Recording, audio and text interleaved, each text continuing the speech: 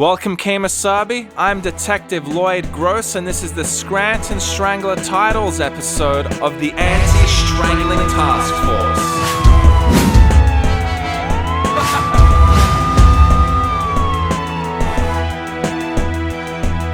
Every episode of The Office is a puzzle, and when you solve that puzzle, you get another piece of the Scranton Strangler treasure map. But not only does solving the puzzle give you another piece of the map, solving the puzzle gives you the real title of that episode. What are we doing? Now you may be asking yourself, what do you mean by the real title? Every episode of The Office has two titles, and I'm going to label them separately. The first title is what we're going to call the Cookies Cutters title. This is the title that everybody has known the episodes by up until now. But there's a second title for each episode, and this is what we're going to call the Scranton Strangler title for that episode. Solving the puzzle reveals the true title of the episode, but this relationship also works both ways. If you can work out the real title of the episode, then it will lead you to the puzzle of the episode. Now, the Scranton Strangler titles for the episodes are actually derived from the titles of other episodes. What ends up happening is the name for another episode takes the place of the original name. Or to use our terminologies, the Scranton Strangler title ends up taking over from the Cookies Cutters title. But those Scranton Strangler titles are actually the names of other episodes. To explain it in an absolutely simple way, the episode titles are all mixed up, guys. They are all muddled up incorrectly. Now, where does this inference come from? To understand why this is, we need to understand one of the many motifs of the show. In this case, the motif of acronym creation. There are a number of characters throughout the series who attempt to create their own acronyms. We have the example of Michael spelling out incest in the Diversity Day episode. That spells incest. In the performance review episode, we have Dwight, who turns his name into an acronym. Dwight. Determined. Worker. Intense. Good worker. Hard worker. Terrific. And we also have the well-known example of Creed and the word Bow Body, where he invites the staff of the office to help him to create this acronym. Bow Body. Bow Body. What does the first B stand for? What are we doing? We're making acronyms, okay. Now, as I've said already in most of my videos, repetition forms a motif and is there to send us, the viewer, a message. All of the motifs of The Office link back into the Scranton Strangler mystery. So how do we interpret this particular motif? In the examples I just mentioned throughout the show, the words being used in an acronymic sense are not actually acronyms. Let's think of a normal acronym for a second, and I think a good example of this would be SCUBA. SCUBA stands for Self-Contained Underwater Breathing Apparatus. And the reason this was turned into an acronym is because obviously the title is very long, so they took the first letter of each word and created an acronym. However, the examples we just saw in the show are the opposite of this. We have a word which is not an acronym and somebody attempts to create an acronym out of it. So what has this got to do with the Scranton Strangler episode titles? This motif is communicating to us one of the many puzzles of the Scranton Strangler mystery. Normally, when you read a book, you don't assign a title to it once you've finished.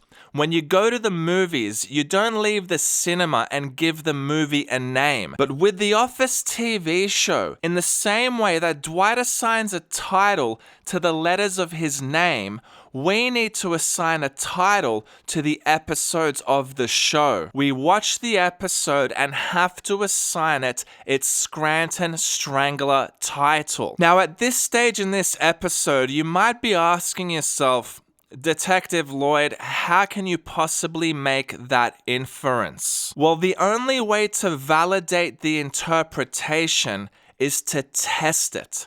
So let's test this interpretation and see what we come up with.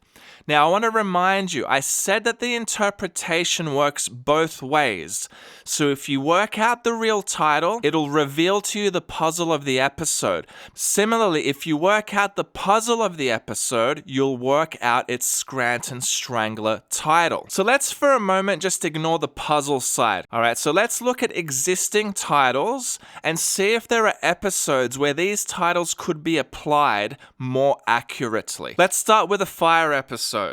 In the fire episode, Ryan burns a cheesy pita in the toaster oven in the kitchen. And this episode is titled The Fire. Now, is there a better episode that fits this title?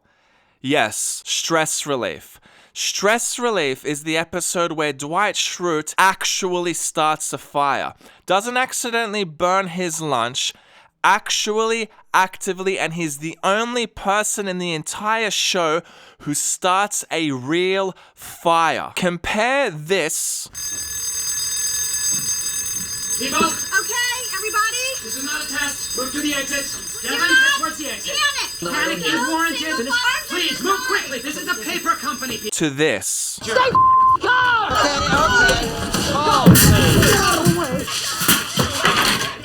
The fire's shooting! Oh, God! Oh, come on.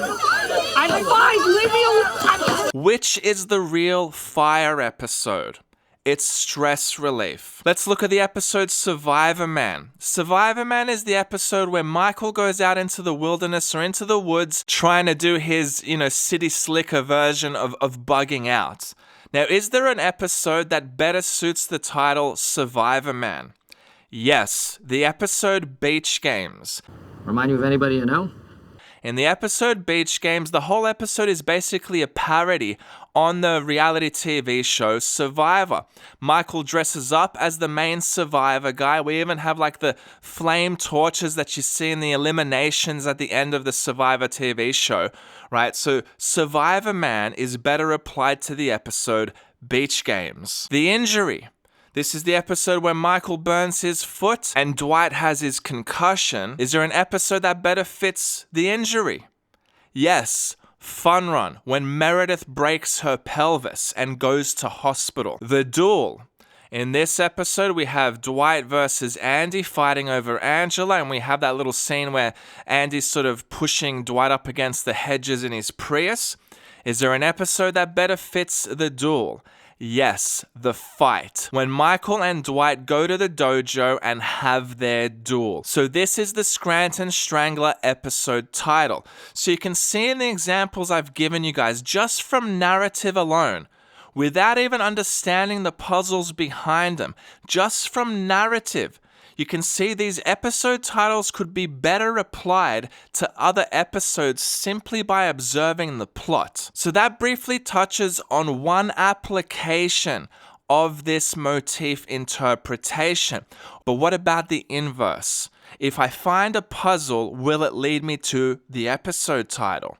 I can tell you now it's yes. So we're going to do it together. So I'm going to reveal some of the puzzles of the show. We're not going to solve them, but I'm going to point them out to you and see if we can infer the Scranton Strangler title from the puzzle. In Season 2, the episode Christmas Party, the puzzle here relates to working out who got what gift and who gives what gift.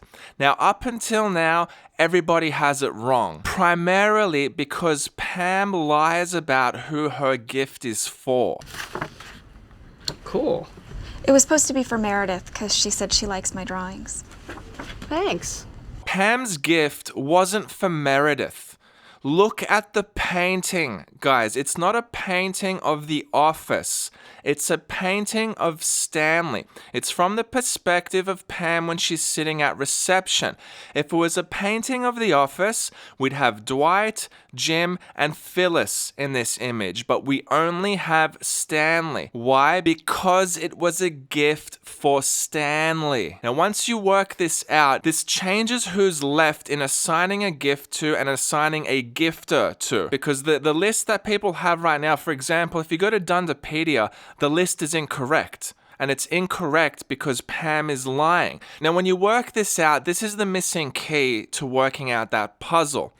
And the answer to the puzzle is actually a question. And oftentimes throughout the show, you're going to find out that the answer to the puzzle is often a question, right? So they give you another piece of the puzzle, but you're also left with sort of more work to do at the end of it. So in the episode Christmas Party, the puzzle revolves around who gave what gift and who received what gift in the game of Secret Santa.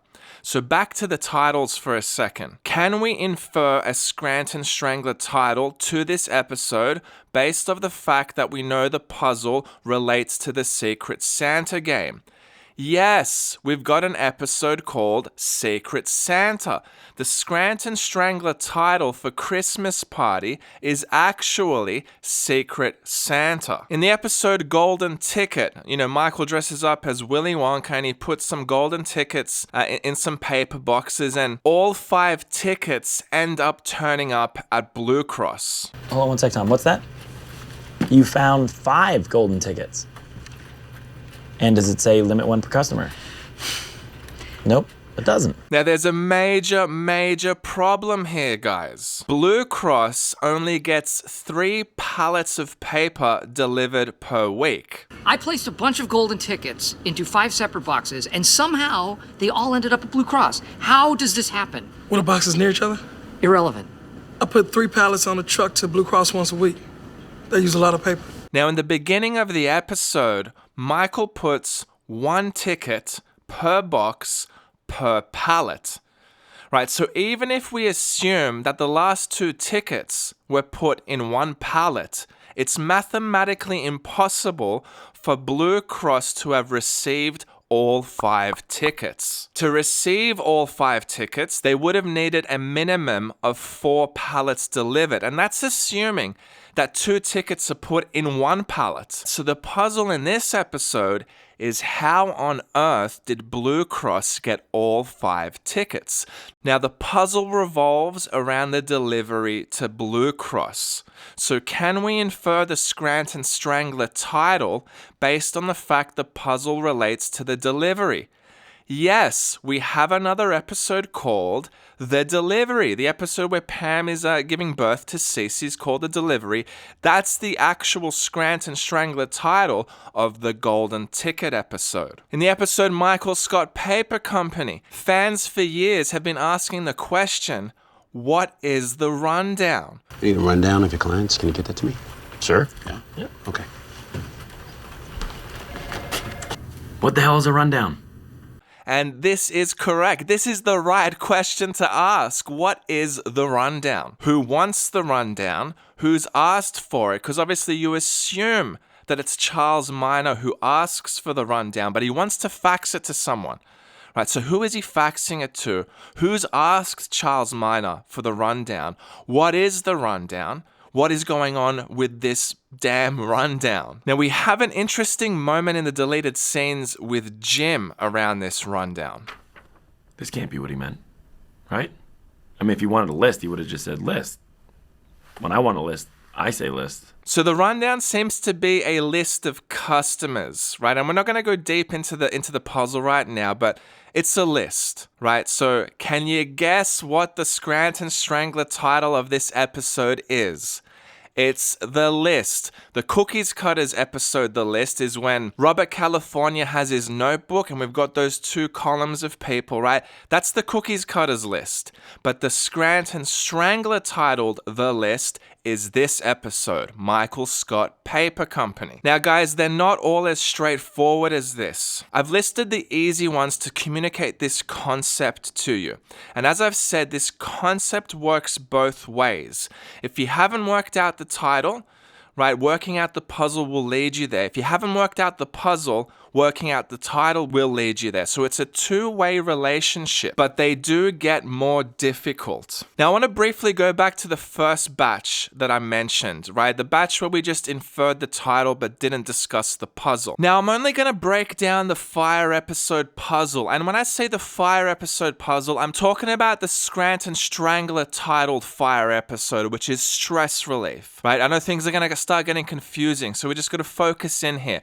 So I'm going to be focusing on the fire puzzle of the episode stress relief, okay? So what about the fire? Okay, well, the easy question to first ask is why, right? It's a correct question. It's a very important question, but we really need to go deeper than that. So let's start right from the beginning. In the opening scenes of this episode, we see Dwight block 3 doorways.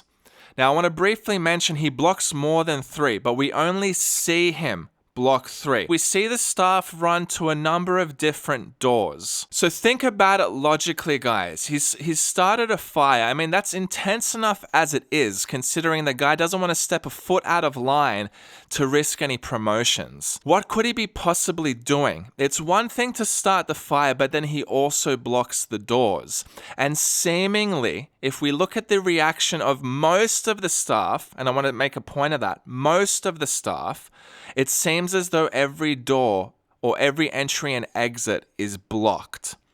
Now, what he's doing is smoking somebody out. What do I mean by this? There must be one additional entry and exit, which is, we're going to call it the secret entry and exit to the Scranton office. Remember your exit points! Exit points, people! What's next, huh? If it's a secret, Dwight must suspect that somebody else in the office knows about this entry and exit. So the entry and exit must have some level of importance or must be valuable to Dwight to some degree. So he puts everybody in a life and death situation and says, in this type of a situation, you're going to be forced to use that entry and exit, and then I'm going to know who knows about it. This is the motive. Block the exits, put everybody's lives at risk, and smoke the person out for who knows about that secret entry and exit. And to add to that, What do we do, people? The phones are dead. Oh, how did that happen? he then also sets the firecrackers off, and we can obviously see Andy thinks somebody's shooting at them. The fire's shooting at us! So not only does he start a fire to smoke this person out, he raises it another level to make this individual think, I'm also killing everybody in the office. You are literally in a life and death situation. There's a fire going on. I've blocked all the doors. I'm going to shoot everyone to death. The only chance you have is to use that secret entry and exit. Remember your exit points! Exit points, people! What's next, huh? So that by itself now raises other questions we need to consider. Who knows about it? Where is this entry and exit? Now all of a sudden, if we've gotten this far in the series, you now have to go back. Has this entry and exit been used throughout the previous episodes? Do we see somebody just pop up in a strange way in the office? What's its significance? Do you see what I mean by, solving the puzzle to some degree just gives you more questions? It's like a domino effect. What is Dwight using it for? Why is he so conscious about the fact he needs to keep it a secret? Remember your exit points! Exit points, people! What's next, huh? Stay alive, I'm getting help! Pull me up! You're too heavy! I only weigh 82 pounds! Save Bandit! This ceiling tiling or office ceiling tiling, whatever it's called, I don't know what it's called, right? It can barely support Bandit. It can't support a cat. What the hell is going on in the roof? Can you see now how understanding the real title leads you to the puzzle? And I know we haven't completely solved the puzzle because there's a big chunks in the middle of what I said that are missing.